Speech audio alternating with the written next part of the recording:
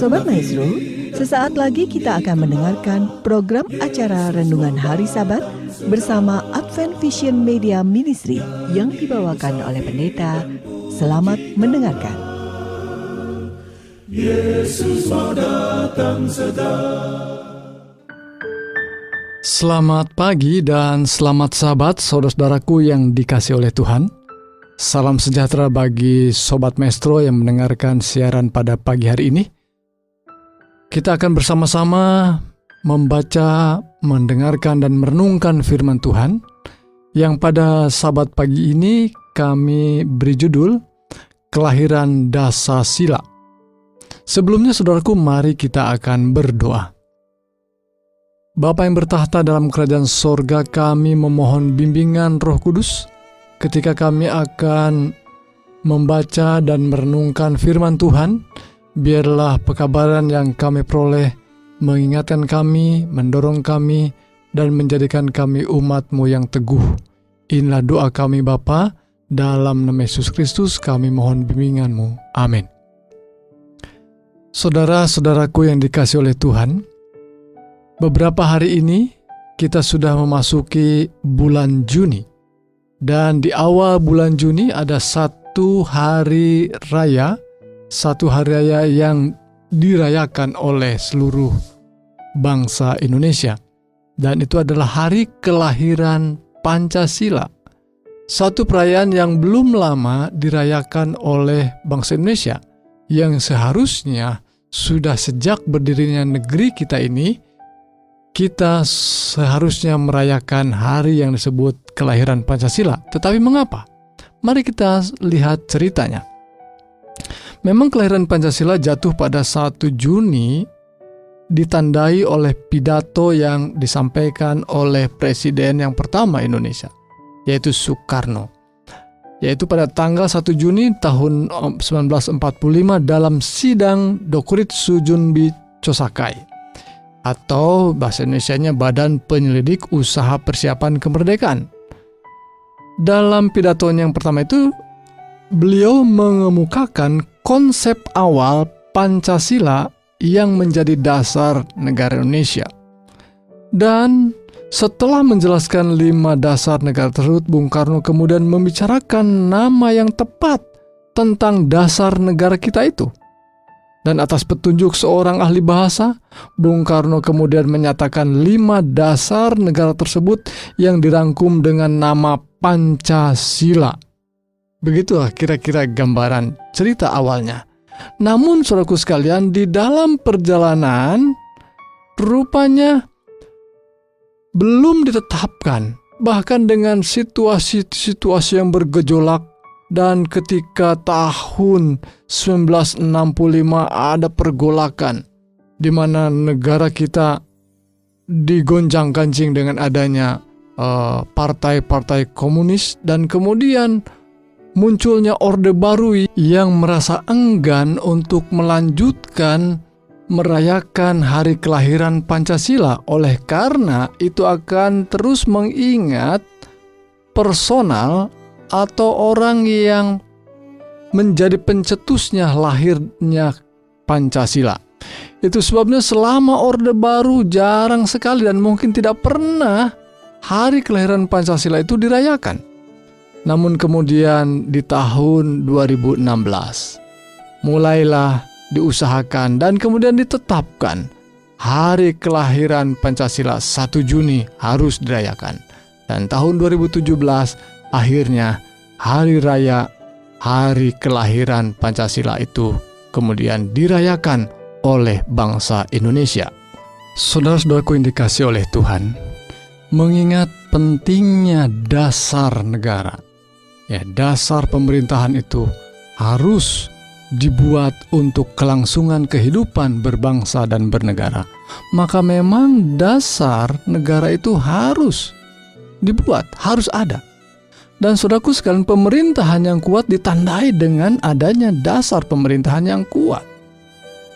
Jadi pemerintahan yang mengusahakan pemerintahannya akan langgeng, dia harus membuat sebuah dasar pemerintahan yang kuat yang akan diikuti oleh bangsanya.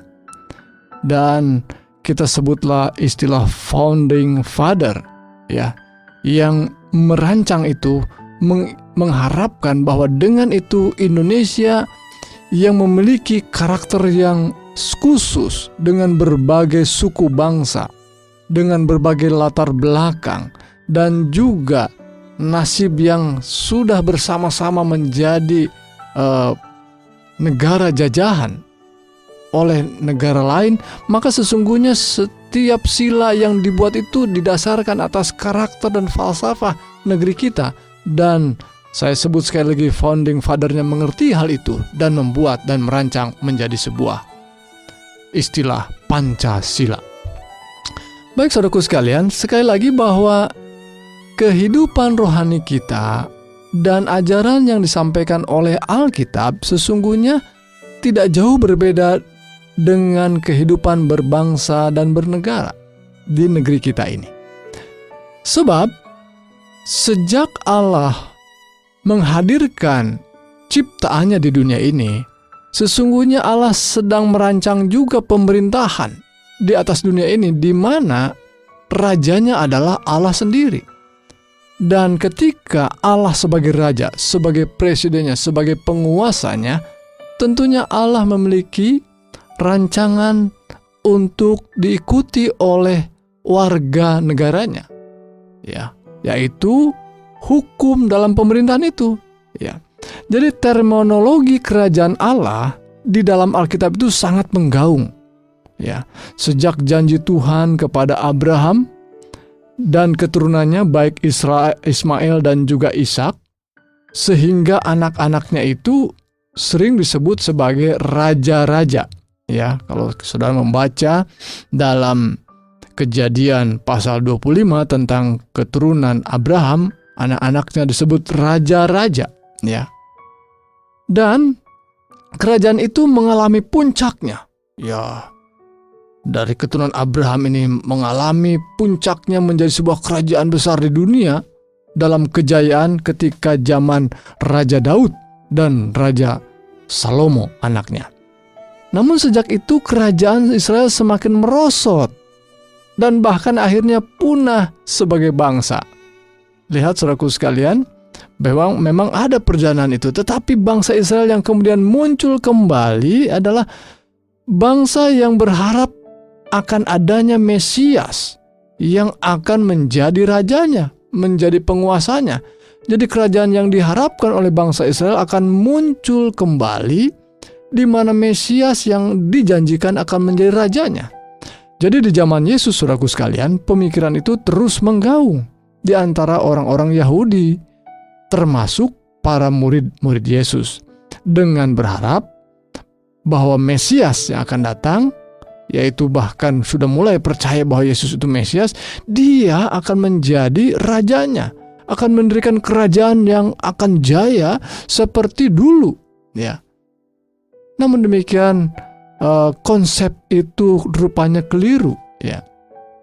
Tetapi pemikiran itu sudah lama menggaung dalam pemikiran orang Yahudi, sehingga ketika berbicara tentang Mesias, mereka berbicara seorang raja, seorang pemimpin, seorang penguasa yang akan menjadi raja mereka, dan kerajaan itu akan jaya dan tidak lagi dijajah oleh kerajaan yang lain, yang mana sementara itu orang Yahudi, orang Israel sedang dalam penjajahan oleh bangsa Roma. Jadi mereka tidak terima keadaan seperti itu. Mereka sedang berharap adanya Mesias.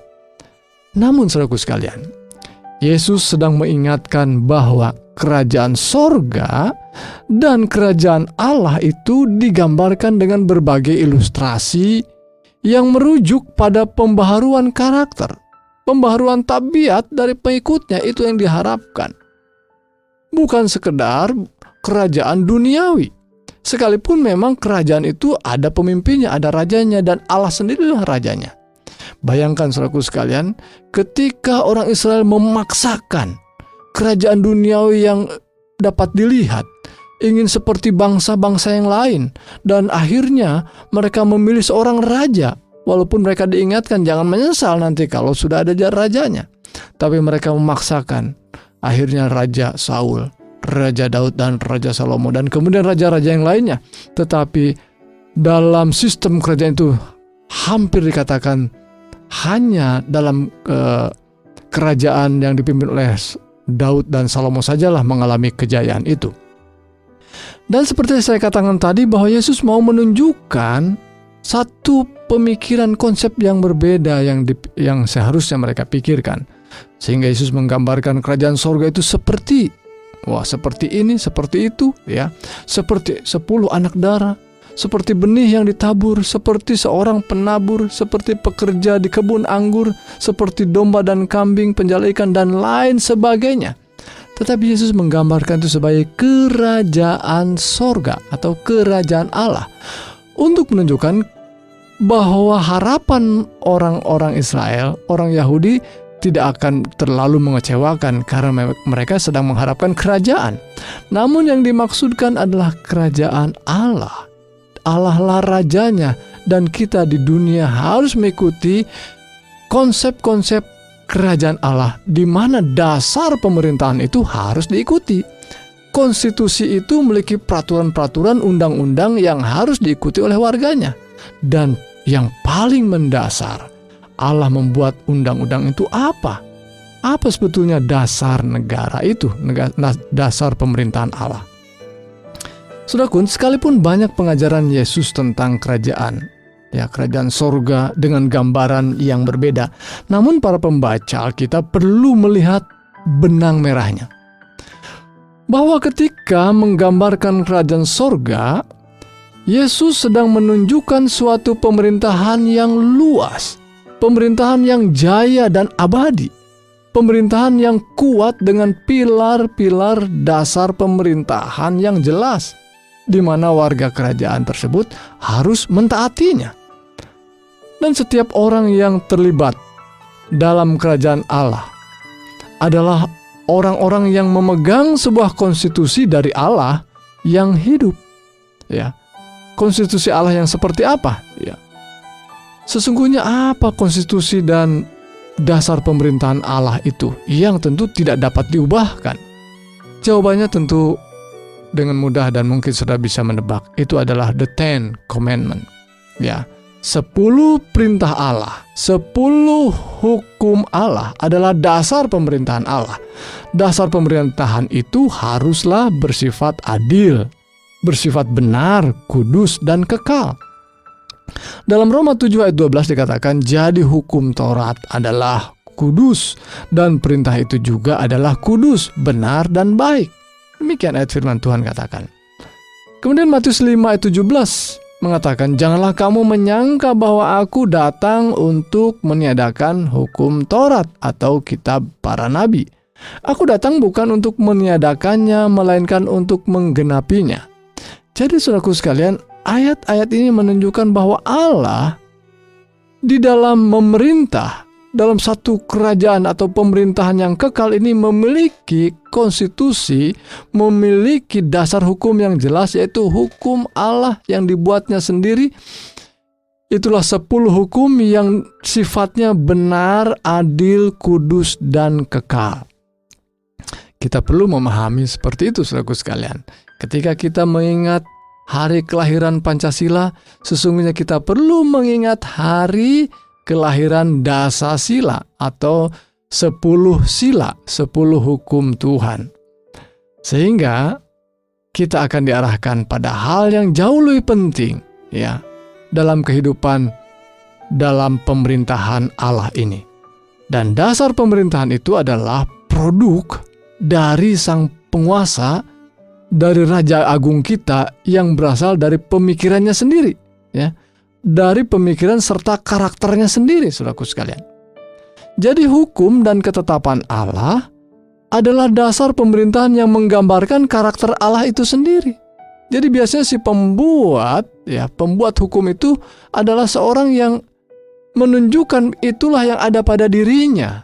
Karakter dirinya yang ditunjukkan atau dijabarkan di dalam hukum-hukum itu, yang tentu tidak mungkin berubah. Kalau berubah hukum itu artinya karakter Allah berubah, dan itu mendustai warganya. Maka saudaraku sekalian, jika ada umat percaya Ya, jika ada umat percaya yang meyakini pemerintahan Allah sesuai Alkitab ini, namun tidak percaya pada kekekalan hukum Tuhan, 10 hukum Tuhan itu sangatlah naif tentunya, dan benar-benar tidak paham akan karakter Allah, dan semakin menjauh pada pengenalan akan pribadi Allah itu sendiri. Itulah pentingnya saudaraku 10 hukum Tuhan, dasar sila dari Tuhan. Saudaraku, pekabaran yang terakhir ya di zaman akhir akan terus mengingatkan pentingnya pemeliharaan dan ketaatan pada hukum Tuhan. Ya, bila mana saudara membaca dalam Wahyu pasal 12. Nah, saya ingin menggambarkan Wahyu pasal 12 di mana ada sekelompok umat yang selalu dikejar-kejar oleh setan. Namun Tuhan menyelamatkannya. Ini gambaran daripada umat Tuhan dalam Wahyu pasal 12. Dan ketika terus menjadi sasaran amarah setan, dan kemudian di akhir zaman masih ada sisa-sisanya yang digambarkan sebagai istilahnya keturunan daripada perempuan, keturunan daripada umat Tuhan yang sudah lahir sejak lama. Di akhir zaman masih ada keturunannya, artinya masih ada kelompok umat yang masih memegang konstitusi Tuhan. Wahyu 12 ayat 17 mengatakan, maka marahlah naga itu. Siapa naga itu? Ya, dalam Wahyu 12 ayat 9 dijelaskan bahwa dia adalah setan itu sendiri, ya, yang tadinya adalah digambarkan sebagai ular dan disebut di situ sebagai ular tua, ya. Dan sekarang dalam ayat-ayat terakhir dalam Wahyu pasal 12 ini, maka marahlah naga itu. Setan itu marah kepada perempuan itu, kepada kelompok umat Tuhan di akhir zaman. Nah, siapa kelompok umat Tuhan itu? Nah, lalu ia pergi memerangi keturunannya yang lain. Siapa dia? Inilah cirinya saudaraku sekalian, yaitu mereka yang memegang konstitusi Tuhan, hukum Tuhan. Disebutkan ayat itu, yaitu mereka yang menuruti hukum-hukum Allah dan memiliki kesaksian Yesus. Dua hal ini digabungkan saudaraku sekalian, tidak hanya satu.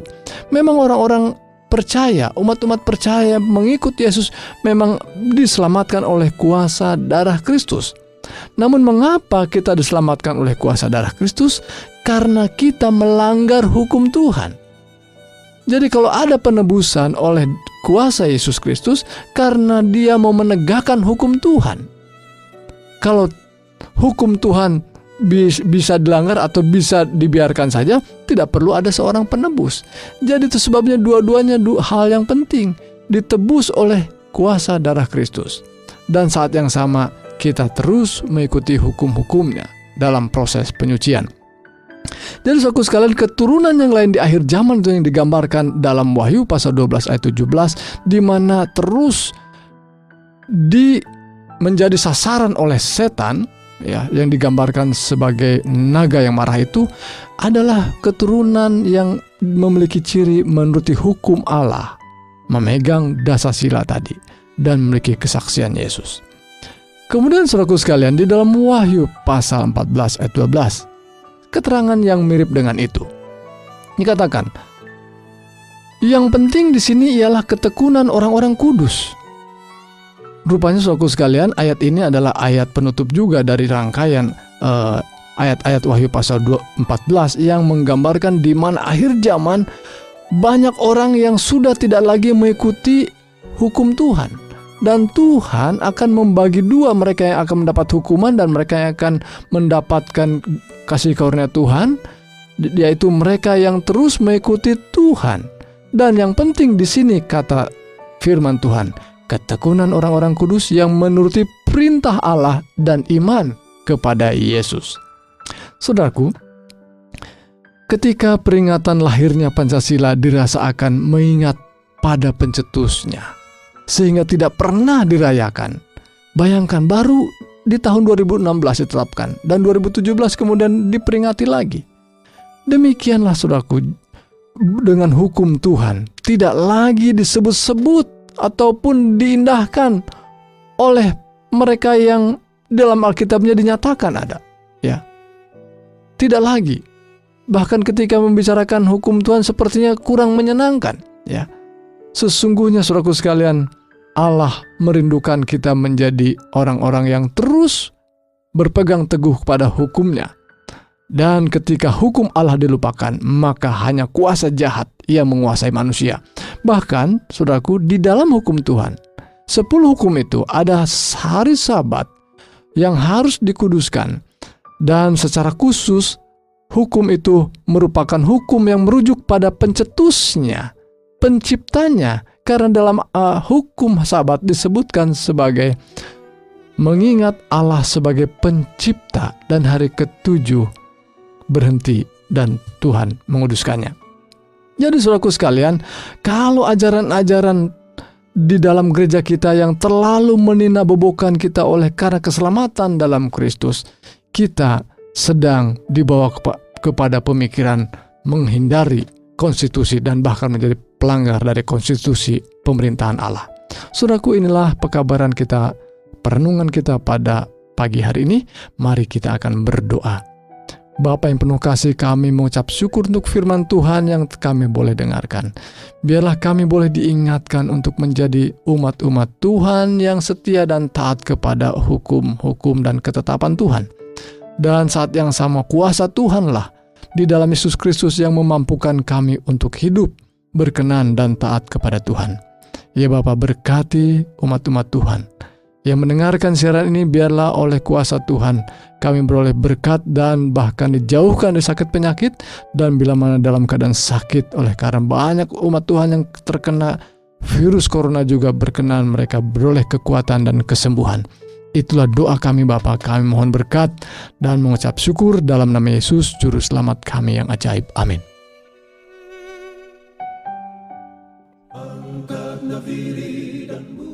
Sobat Maestro, Anda telah mendengarkan program acara Renungan Hari Sabat bersama Advent Vision Media Ministry.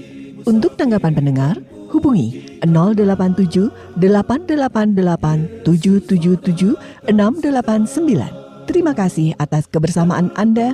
Tuhan memberkati.